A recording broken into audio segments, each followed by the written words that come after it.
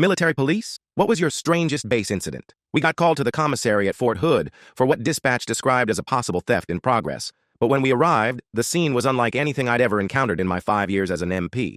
The store manager was standing outside looking completely bewildered, pointing at the automatic sliding doors that kept opening and closing every few seconds for no apparent reason. He explained that for the past 2 hours the doors had been malfunctioning, and every time they opened, the theft alarm would go off, even though nobody was walking through them. But here's where it gets weird, because we could hear this faint squeaking sound coming from somewhere near the entrance that nobody could identify or locate. My partner Wilson starts investigating the door mechanism while I check the security cameras to see if someone was messing with the sensors somehow. That's when we notice this small, dark shape darting back and forth in front of the doors on the security footage, but it's moving too fast to make out what it actually is. The store manager says he's been chasing this thing around for hours, thinking it was a rat or mouse, but every time he gets close, it disappears completely, like some kind of ghost. So Wilson and I decide to stake out the entrance from inside the store to catch whatever's causing all this chaos and mayhem on base property. After about 20 minutes of waiting, we see the doors open again, and this time we spot the culprit, a tiny chihuahua wearing a bright pink collar and a miniature shopping vest. This dog has somehow gotten onto the base and figured out that running through the automatic doors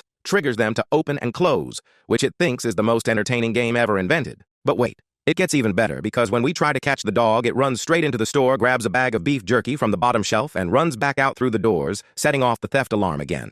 Turns out this little escape artist belonged to the base commander's daughter, who lived in on-base housing about half a mile away from the commissary. The dog had been trained to fetch groceries for disabled veterans as part of some community service program, and somehow got confused about which store it was supposed to be shopping at today. When we returned the dog to the commander's house, his 8-year-old daughter just looked at us and said, "Oh, Princess Buttercup always gets the commissary mixed up with the PX store. She's still learning her roots around base." The base commander just shook his head and said, "Well, at least she's got good taste in snacks, and apologized for wasting our time on dog duty."